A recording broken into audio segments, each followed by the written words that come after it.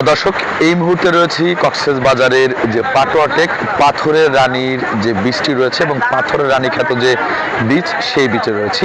এই মুহূর্তে এখানে বিপুল পরিমাণে পর্যটকদের আনাগোনাও আমরা দেখতে পাচ্ছি এবং প্রচুর পরিমাণে মানুষ তাদের মোবাইল এবং ক্যামেরা দিয়ে ছবি তুলে এই পাথরের রানীর সাথে স্মৃতি করে রাখছে। আপনাদেরকে যদি বলি, এই মুহূর্তে আপনাদের পাথরের রানীটা একটু যদি ঘুরিয়ে দেখাই, যে চমৎকার কিন্তু দৃষ্টিনন্দন কক্সবাজারের যে পাথরের রানীর যে পাটোয়াটেক, সে পাটোয়াটেকের যে পাথর, এই পাথর দেখতেই কিন্তু পর্যটকদের ভিড়। সেটি কিন্তু আপনারা দেখতেই পাচ্ছেন যে মানুষ দূর দূরান্ত থেকে যারা কক্সবাজারে আসছেন ঘোরার জন্য পরিবার নিয়ে, তারা কিন্তু কক্সবাজার থেকে অনেক দূর পাটোয়াটেক, তারপরও কিন্তু গাড়ি করে, চাঁদের গাড়ি করে কিন্তু পাটোয়াটেকে আসছেন এবং প্রিয় মানুষের সাথে বা প্রিয় স্বজনদের সাথে, কারো প্রিয়জনের সাথে কিন্তু তারা ছবি তুলে নিজেদেরকে ফ্রেমে বেঁধে রাখছেন, আসলে স্মৃতি হিসেবে রেখে যাচ্ছেন যে ছবি তুলে। দেখতেই পাচ্ছেন। আমরা যদি এখানকার যারা পর্যটক রয়েছে, পর্যটকদের সাথে আমরা একটু কথা বলারও চেষ্টা করবো। আমাদের সামনেই রয়েছেন, আমরা যদি একজন একটু কথা বলি যে এই যে পাথরের রানীর বিচে এসেছেন, কেমন লাগছে? অনেক ভালো। প্রথম বিচে আসছি, কিন্তু এখানে ফার্স্ট। অনুভূতি কেমন? ভালো, এখানে আগে আসিনি তো, এই জন্য ভালো। কে কে আসছে সাথে?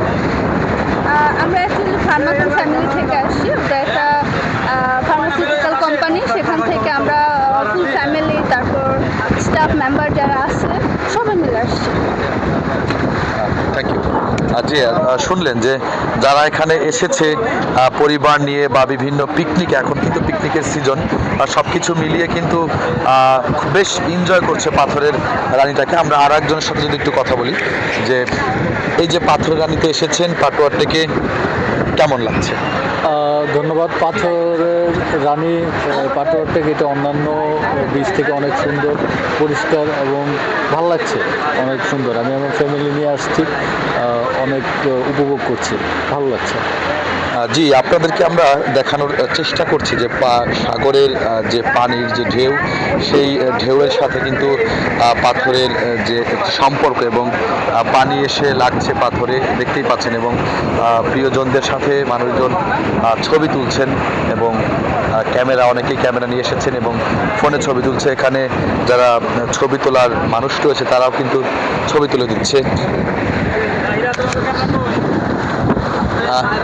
পাথরের রানীতে এসেছেন, কেমন লাগছে?